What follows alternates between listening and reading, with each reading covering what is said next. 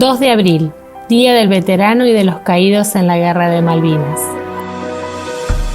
El 14 de abril de 1982 llegamos a Malvinas, a una pequeña lomada que hay a unos 10 kilómetros más o menos al oeste de Puerto Argentino.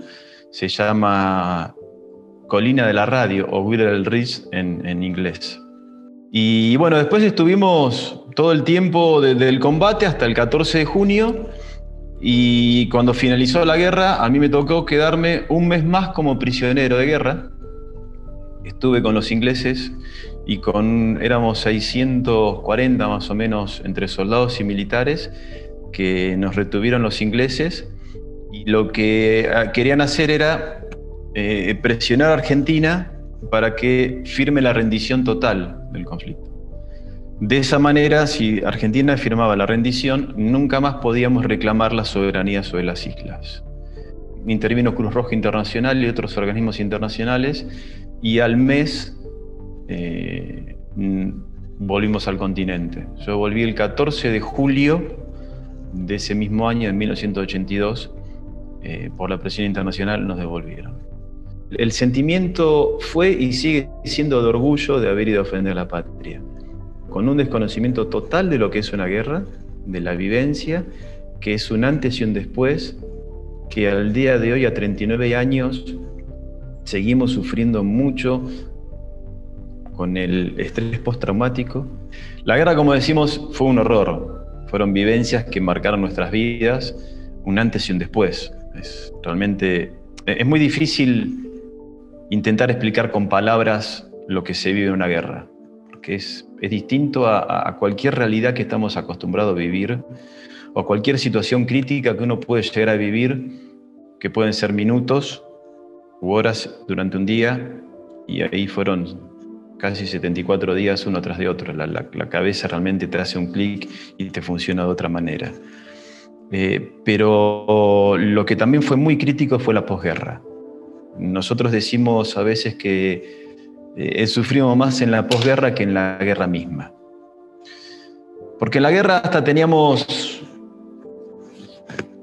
las situaciones y el juego estaba bastante claro en el campo de batalla, y sabíamos quién era el enemigo y por dónde venía, y cómo tenemos que defendernos o contra quién tenemos que defendernos. La posguerra, con el advenimiento de la nueva democracia, surgió esta situación de la desmalvinización.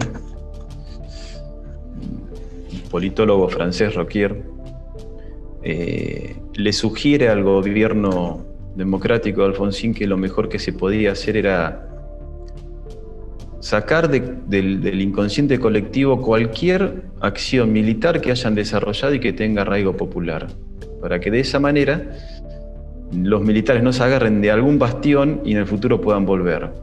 Y había que defenestrarlos como lo que hicieron, que fueron los responsables de la nefasta dictadura que tuvimos. Y Malvinas era quizás el único punto que hicieron los militares que tuvo arraigo popular, que tuvo una fuerte defensa. De hecho, el 2 de abril la plaza se llenó del pueblo,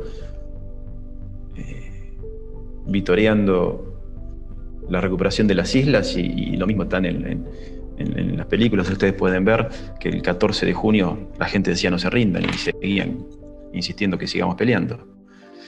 Entonces ahí nació el proceso de desmalvinización. Y en el proceso de desmalvinización lo que decimos es que sufrimos mucho porque se intentó borrar de todo el inconsciente colectivo todo lo militar, y para los civiles nosotros, soldados, éramos militares, porque habíamos ido a la guerra. Para los militares nosotros éramos civiles, no teníamos nada que ver con ellos, ya nos habíamos ido de baja de todos los regimientos, de todos los cuarteles. Sumado a eso, la grave situación psicológica con que vinimos, y que vinieron muchísimos nuestros compañeros, donde no podíamos reinsertarnos laboralmente, y a mí me pasó, donde presentabas el documento, y en el documento, en el DNI, decía que habíamos cumplido con el servicio militar obligatorio. Y decía también ahí que habíamos estado en la Guerra Malvinas. Entonces la mayoría de los comercio, de las empresas, no nos querían tomar porque decían que podíamos llegar a tener problemas, porque estábamos locos, porque veníamos de una guerra, porque les podíamos traer conflicto, un montón de excusas. Y dependiendo de la suerte que tenía cada uno en conseguir un trabajo o en una familia que lo podía contener o un grupo de amigos, pudo sobrellevar la guerra así como pudo, valga la redundancia. Y muchos otros compañeros no pudieron. Más de 1000 compañeros se quitaron la vida en esos años de posguerra por no encontrar una contención, una solución, un acompañamiento, no sé, por lo menos un Estado que diga, bueno, vos fuiste a defender a la patria, vos fuiste, ¿en qué te podemos dar una mano? Y no queríamos que nos regalen nada, un trabajo, o si alguno tenía un sueño de poder estudiar, que sean un poco más contemplativos al principio. Malvinas no es solamente la guerra del 82. Malvinas tiene un periodo de más de 500 años de historia, donde los últimos 200 años están usurpadas por el Imperio Británico. Para el común de la gente, cuando preguntan o hacen una consulta ¿qué es Malvinas?, la mayoría de la gente remite Malvinas a la guerra de 1982 y remite la discusión y la pelea con los militares argentinos, con la dictadura militar. Y deja de lado, y deja fuera esta discusión al verdadero enemigo de la patria, que es el Imperio Británico, que es con el que luchamos en el 82 y que casualmente también se luchó en 1800. O sea, el Imperio Británico es, si ustedes estudian en los libros, como han estudiado en historia, es el primer enemigo de la patria en 1800 y también el último en la batalla. Y si bien en 1800, en 1806 nosotros decimos que ganamos las invasiones inglesas, fuimos dominados cultural y económicamente por el Imperio Británico. Y hoy, en el 2021, como hace del 82 a esta parte, más del 30% de nuestro territorio está usurpado por el Imperio Británico.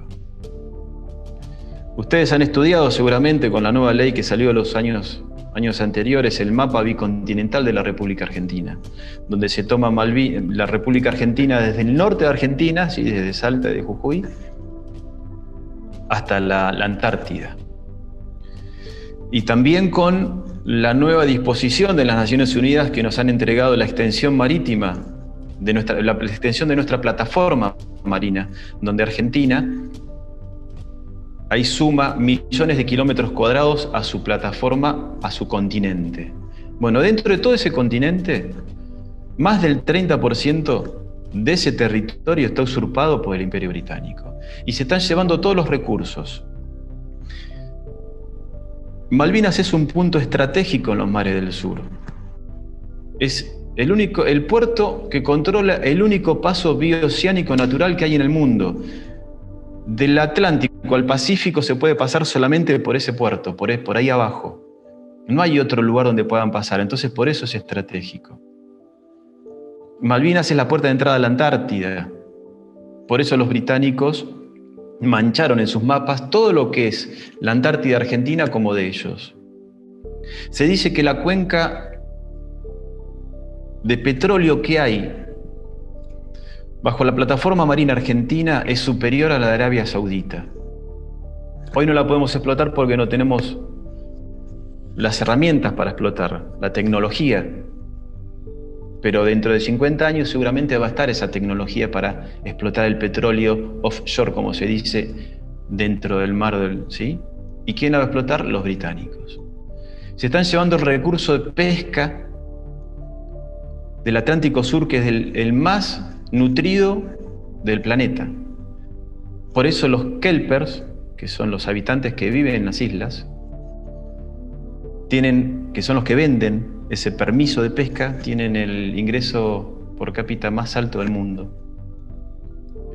Y así podemos seguir como lo último del Brexit, que se están yendo los británicos de la Comunidad Europea y quieren ingresar nuevamente con todos sus productos a América y están utilizando la plataforma argentina para ingresar.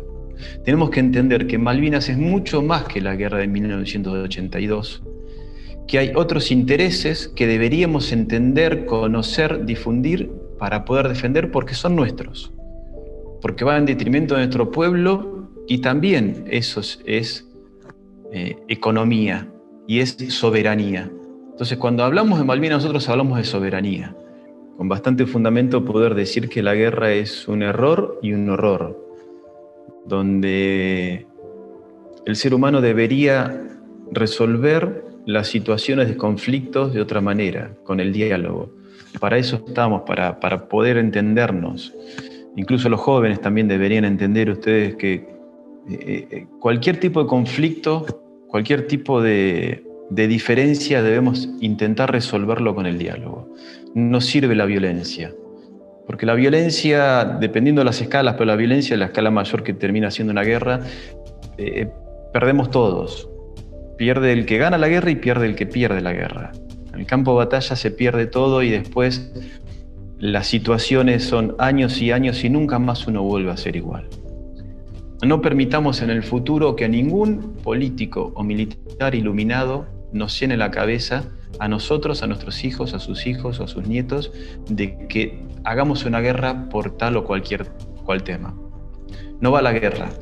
Busquemos otra manera pacífica de resolver el conflicto.